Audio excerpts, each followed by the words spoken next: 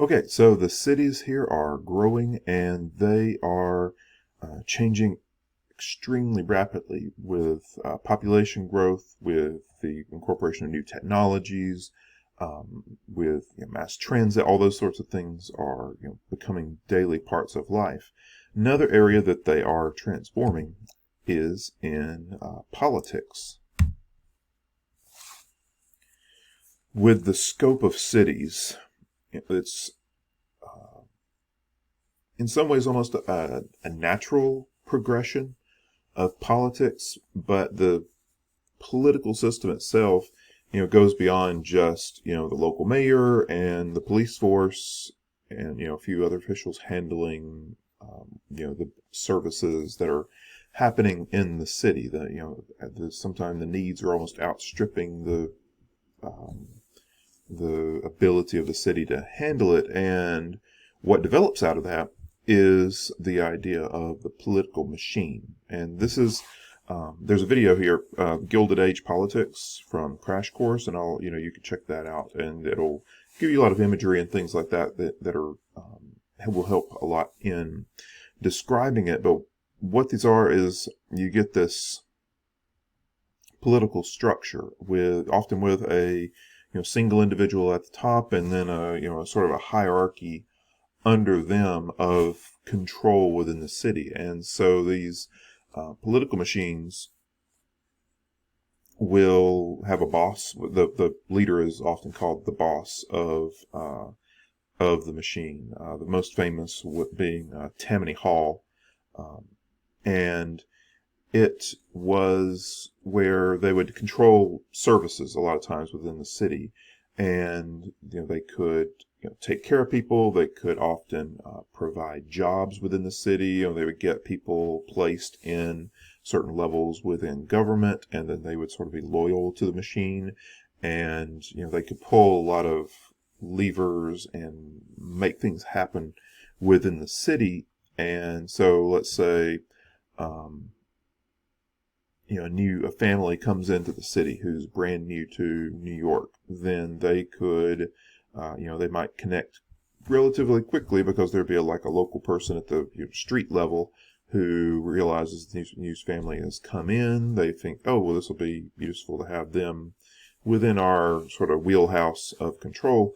They might be able to find the person a job and get them, and then that person becomes a bit loyal to the, this lower level, but they're ultimately loyal to the higher level as well. And so this extends, well beyond just jobs. It can be buying votes. That these groups got into, receiving payoffs and kickbacks.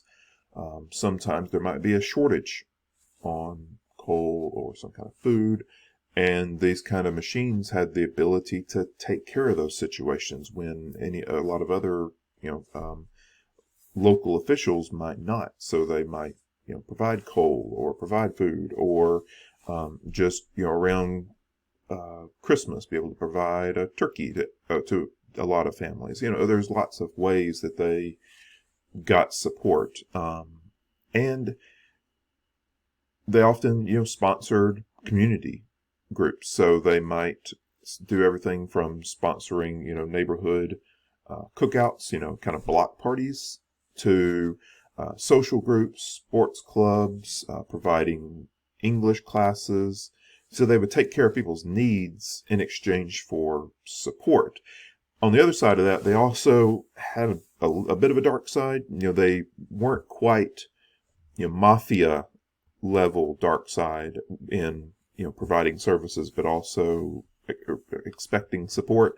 But they weren't that far off. They had a mob-ish vibe about them, and so they could make things happen, but they could also lock people out from services. They could prevent people from getting jobs. That kind of control. So I'll let the crash course there describe it in more detail, because it's not an area I was planning on going into in great depth, but it is something worth noting. I'm going to move on here to get towards the progressive era a bit. public health is going to be a major change going forward. Oh, I meant to say, there's a good example. People being in close proximity.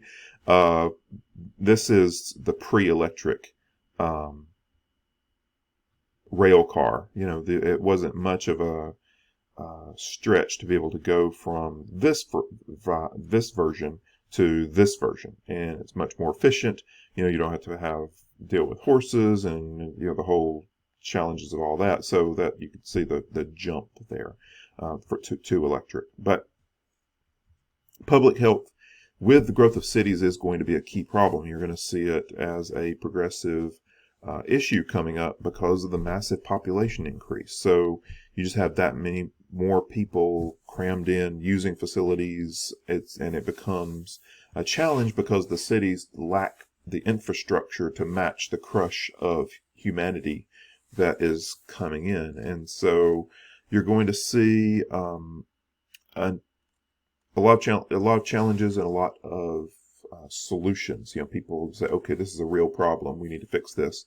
You're going to, over the course of the century, start to see a reduction in horses. Horses are a big issue just because of the amount of waste that they produce. And so the streets get covered in filth, and that is a real problem. You start to see a number of people in the progressive realm who become sanitary reformers. That's often a word that was used at the time, was sanitary, or sanitation is what we tend to use more. But sanitary reformers. So one area that you see a lot of people pushing for is the banning of stock animals. So not horses specifically, because they were really useful for just muscle power, but cattle, pigs, various poultry, so especially chickens, become undesirable as the population grows. People for the longest time just would keep a pig in their backyard, and that might be their food for the winter. They would might put up the meat and cure it, or they might just keep a small flock of chickens in the backyard. And so people start to say, you know what, that might not be the best idea for us to have all this animal waste that can bring disease, or it can encourage rodents, which are add on to the problem. So people start to push back on that. So you start to see more and more bans on it, but you won't see a complete ban in a lot of parts of the country until well close to the 1930s and 40s. People still have and a lot more animals in the backyard. And fast forward to today, when people are trying to push back against that and saying, we've gotten so far away from what people think of as sort of real world. So a lot of people are pushing to be able to have a couple of chickens at their house, when a lot of cities actually have restrictions on those things, and a lot of those restrictions go back in time to this era, or at least what was coming out of this era. But a lot more people are wishing they could have that, just to be connected to sort of be able to have fresh eggs is sort of modern luxury compared to this point when it was the commonality.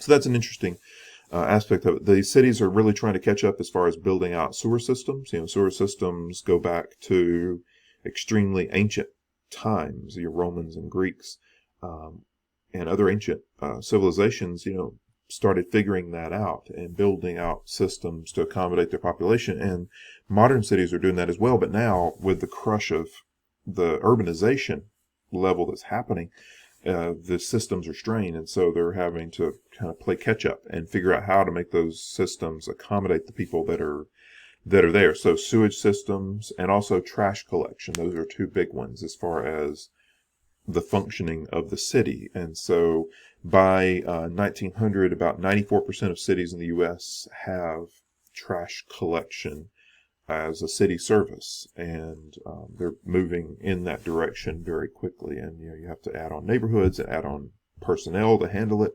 And so these are things that cities are figuring out rather quickly.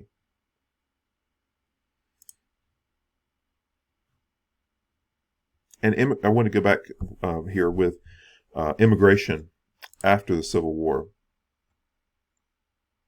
So by 1890, so about right at the end of the century that we're concerned about here, 4 out of 5 people in New York City were foreign born. So think about that for just a second. So in your city currently, 4 out of 5 people that you meet at the store would have been from somewhere else. That's hard to fathom, but with all those people coming from all those different places, it creates such a dynamic and challenging place to live, because you end up with little enclaves of people trying to work together. It's a real mix. They're fleeing famine, they're fleeing lost opportunities in other countries, and those are push factors. They're being pulled here by opportunity. These busy places like New York are, exciting for a lot of people who are coming from countries where they might not have any opportunity to move beyond the scraping by level that their parents and grandparents and 100 previous generations might have seen. And they are excited to try something new. Before 1880, so 1880 tends to be the demarcation point, the splitting point here, but before 1880, it's mostly Northern and Western European. So Northern European being the more Scandinavian type countries on down through, just above, say, Germany. But then you also, have, German, English, Irish,